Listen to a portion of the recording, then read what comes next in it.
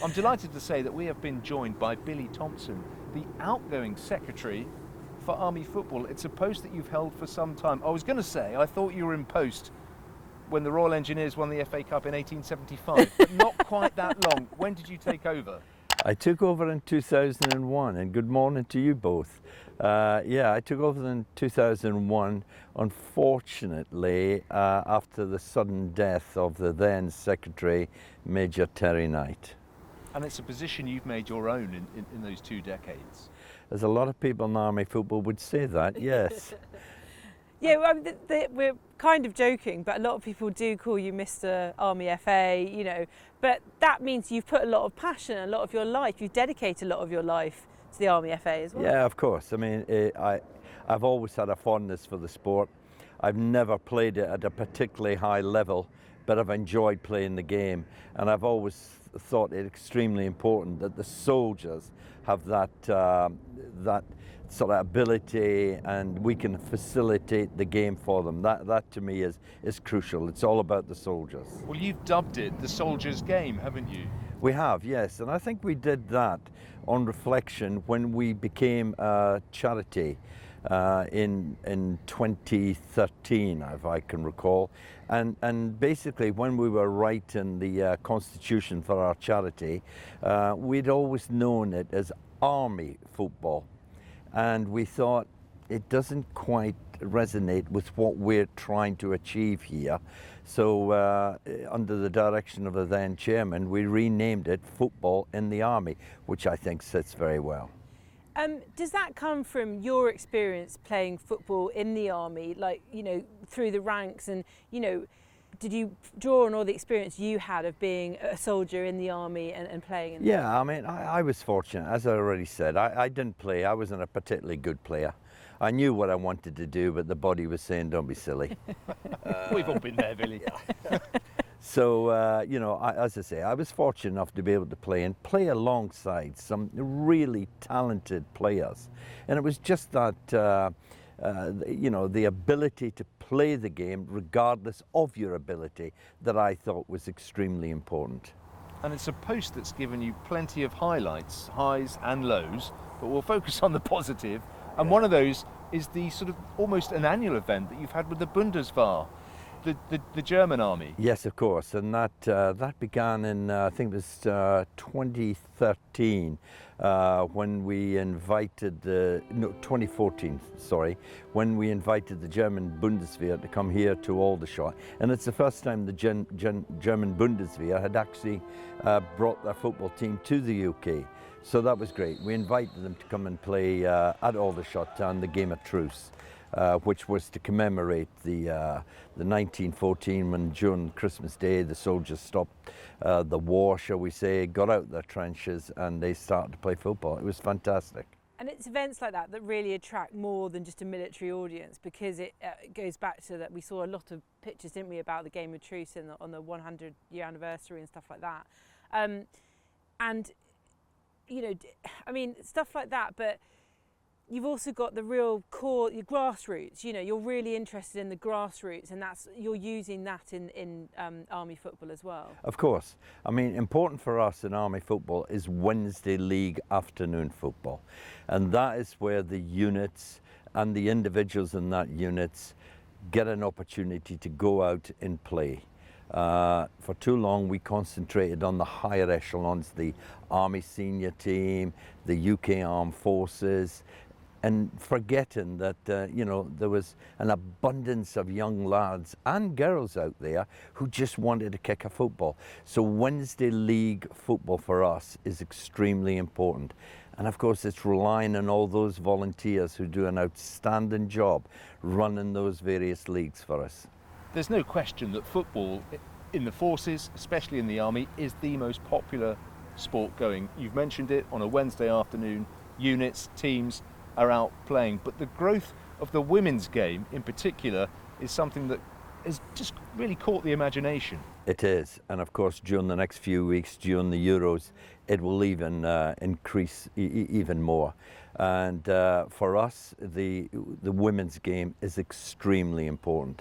The period of the women's game currently there is no base to it because there isn't the same number of unit teams play football, and that's an area that I know the board, having had a meeting last week, is going to concentrate on for the forthcoming season, is getting unit football for girls. And it doesn't necessarily have to be 11v11, it could be 9v9, as long as the individuals are out there playing football. So it's an area that the board are really going to concentrate on the forthcoming season. But is that due to the lack of interest from, sort of, I would imagine most men who join up the military have played football at some point. Now that football's more available to those females, do you think there's a lack of interest, or do you think it's been a lack of leadership from the Army FA maybe? I think I wouldn't like to say it's a lack of leadership, albeit I've only got 2 weeks in the job. I could have been sacked. But it's not a lack of leadership. We've always wanted to grow the women's game, and we're really going to put a lot of effort into it now because we have a great association with the Football Association, and they set us various targets for us to achieve. And one is the growth of the women's game. They give us a KPI and the number of players that we have registered. We're a little short of what the target they've given us. So this particular season going forward, we're really going to concentrate on it. And there is, there is an appetite out there for it from the girls, and we've got to be able to facilitate that for them.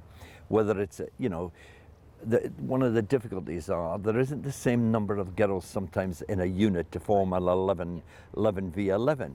So we might have to concentrate on garrison teams. But we're going to grow the women's game. Watch this space.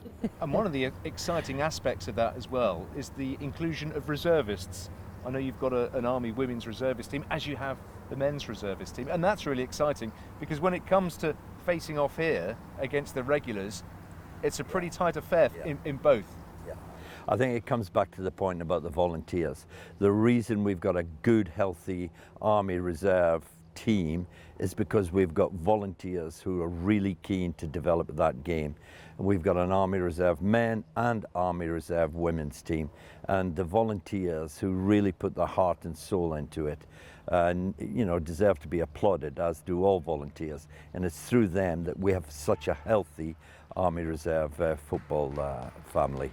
They make wonderful ambassadors when they're out and about. Is that something that's installed from the top? You are playing representative football, albeit for the Army, but you're representing the British Army. Yeah, well, you'd like to think soldiers, we've got a code of conduct, and you would like to think soldiers will follow that without any difficulties at all. They are disciplined individuals. So they are great ambassadors. I've been on many a tour with them, and they've never let the side down. Is it a subtle tool for recruitment and retention, do you think, football?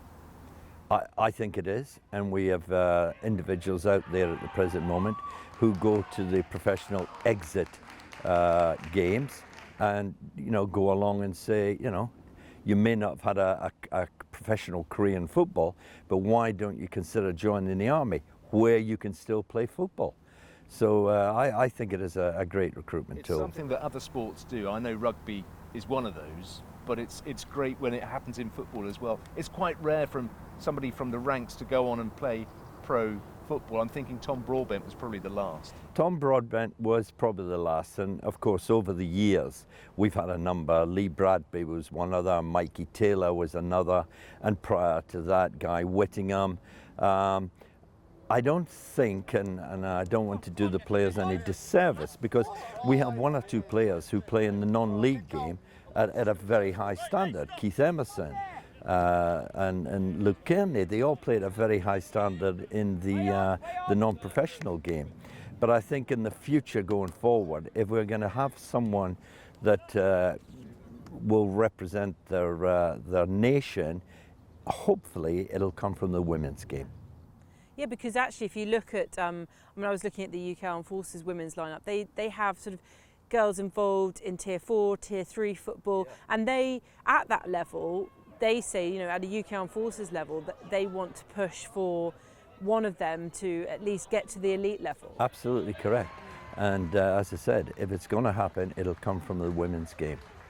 And going on that, I mean, I know that you talk about the soldiers' game and you're very interested in the grassroots, and obviously in your role it's all encompassing.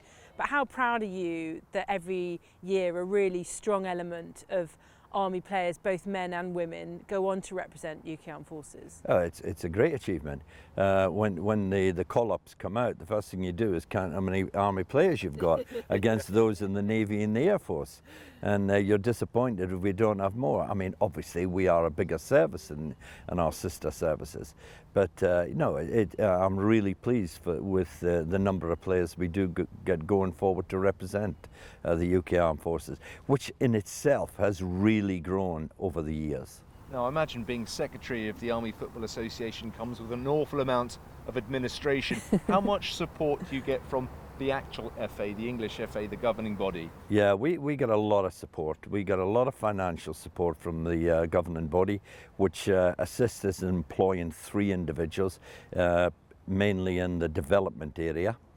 And obviously we're regarded as a county within the Football Association, and they have been very generous and very helpful over the years. And an exciting aspect of that is when you see the FA Cup final, military personnel actually holding the trophy before the game kicks off. It's great.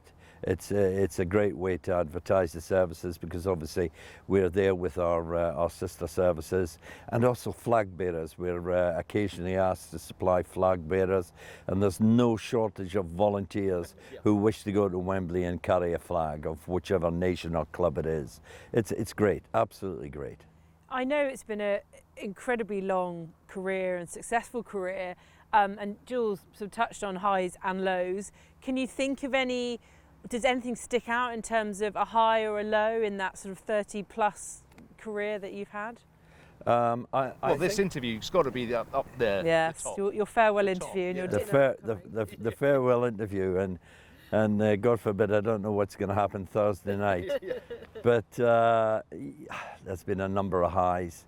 I think our 125th anniversary at the Majeski Stadium in Reading, where we had Roy Hodgson, who was the current England manager, managing an FA Select. We had Stuart Pearce, who was the under-23 manager at the time for England.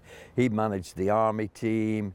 That was a great occasion. It was just a little sad that Reading that particular time had just dropped out of the Premiership, so there wasn't a feel-good factor at the Majeski. But that was a great occasion. And then, of course, when we invited the Bundeswehr for that very first game, and obviously that game grew from Aldershot Town to Burton Albion to Nottingham Forest, in particular Nottingham Forest and Notts County's grounds for the boys and the girls. Those were great occasions. And can we expect some more of those fantastic rivalries with the Germans in the future? The German game has moved on to the UK Armed Forces. Right. And the reason it has moved on is because when the German Bundeswehr came to play us, Bundeswehr is their 3 services.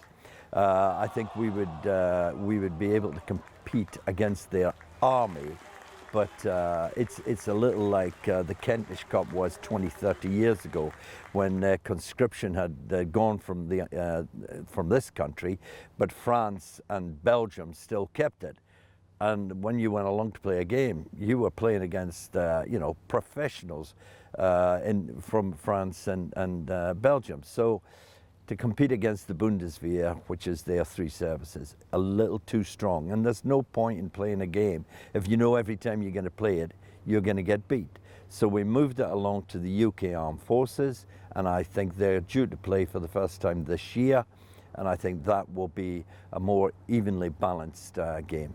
Do you think, is it any possibility that in the future it could be opened up into perhaps a European championship or even a global championship, perhaps face the Brazilian military? They might be pretty tasty. We did have, we were fortunate enough, we've toured Brazil on 2 occasions. And in between those 2 tours, we did invite the Brazilian Armed Forces to come here, which they did. And that was a great occasion. I think where football will grow a little bigger is at the UK Armed Forces level, because they play against the Irish Defence Force, now against the German Bundeswehr, and obviously they play in the Kentish Cup. As to whether or not there's an appetite to increase the teams in the Kentish Cup to make it a little bit more of an international feel. As far as the Army team's concerned, of course, we always want to invite our other nations to come along and play against us. What have been the challenges then of the job as you sort of say goodbye and you hand over that position to someone else? You know, there are obviously the highs, we've talked a lot about those, but what are the challenges? What have you faced year on year that you're sort of you're passing on advice, I imagine, to your your successor, sorry. Yeah, about what to expect and what challenges they'll face. Well, if I go back to the Iraq and Afghanistan war, there were challenges facing us then, because obviously the majority of the troops were deployed or in a state of readiness to be deployed. There's obviously currently uncertainty in Europe at the present moment, and it's just being able to make sure that when those boys and girls are on downtime from whatever state of readiness they're in, that they have that facility to play the game. Other challenges are keeping the volunteers, because the volunteers are crucial. You know, the young lad or girl that picks the kit up at the end of every game, makes sure it's laundered, you know, they go unrecognised, and it's making sure that we look after our volunteers and you know, make sure that they are felt sort of that they are doing a worthwhile job. But the challenges are, they come, you know, they come and they go, and you know, you just gotta get on with it. There's not a major one that you sort of, it's a red alert, you know, one that you think? I don't think so. I don't think there's a red alert out there, because we currently, as we've had in the past, have got a very good board, and you know, the chairman has laid out his intent. He's given the trustees of the board, they've all been told that, you know, put your priorities in order, how you are going to look after your area of the game going forward. And of course, we as the executive are there to support the trustees and how they're going to deliver those challenges that he's set them. Well, as a footballing man, I just wondered if we could get your take on what's going to happen later in the year. The Football Men's World Cup is going to be a winter affair this year. I mean, what's your thoughts on that? You can say what you like. You're leaving now. So we're going to be very cold here, but they're going to be very warm there. Well, I mean, it's meant to be a legacy. That was the idea. A legacy. Once the competition is over, this is what we're going to leave you in this particular country, wherever the competition is being held. I'm not quite sure at the present moment, all these lovely brand new stadiums they're building, are they going to be retained after the competition is finished? Because they do play football, obviously, but I don't think they will have a requirement for all of the stadiums that they're going to build. I may be wrong, but... Well, look, let's bring it back closer to home, and there have been some wonderful relationships developed by sides who are you know, garrison sides who are close to a local football club. I'm thinking even here in Aldershot, the wonderful relationship that has grown between the garrison and the football team. I think it's great for any unit, regardless where they are in the country, to develop that relationship. And as you quite rightly say, we've got a fantastic relationship, mainly through Graham Brooklyn, my assistant, and his previous involvement in Aldershot Town. But Shahid, the chairman, is a great supporter of Army football, as we are of Aldershot Town. And you know, when we come to play our inter-service games, we're very grateful to Aldershot Town and allowing us to play there. In fact, I'm not quite sure when this podcast is going to go out, but I know Graham is going to be asking for 2 occasions this forthcoming season, because the girls have now chosen to say they want to play at Aldershot Town too. Quite rightly. So yeah, quite right too. I mean, have you given it any thought on how that might work? It couldn't be 2 games back to back, could it? It would have to be 2 different evenings. Yeah. 2 different evenings. 2 different evenings, and I'm giving away the secret now. 2 different evenings, but I'm not quite sure who's going first. But it's great for the girls to be able to play in that stadium. But incredible as well. I know that obviously the RAF have got a football base, the Royal Navy have got a football base, but really the Aldershot Military Stadium is the football ground. It is what it is. But are you glad to have called this home for so many years? Well, it's quite interesting. We're going through our historical records at the present moment, and we've got the Army Museum in London very interested, and they are willing to take on our historical records. And looking through the historical records, Army football owned the military stadium, and we sold, unfortunately, the stadium to the Army Sports Control Board, who've now let it out to Aspire. So it's a great shame we still don't own the stadium. But yeah, it's a great place to call home. I suppose that's the way the modern world works, isn't it? Contracting stuff out. But as you say, the Queen has been here and presented The Army Cup. The Army Cup. The Army Cup is, it's a fantastic competition. Absolutely fantastic. When you have the Royal Engineers playing it, they've actually also played in the final of the FA Cup, and they proudly wear their little symbol on their shirts. It's a great occasion. Of course, the beauty about the Army Cup is for a number of years there were successive regiments who all the corps players were posted into that regiment. And so for years, 28 Engineer Regiment is an example, going back a number of years ago, they featured quite heavily. But I've always enjoyed it when you've got a final with 2 new names, and you can always say, at the end of this game, there's going to be a new name on the trophy board, and I think that's good for the healthiness of football.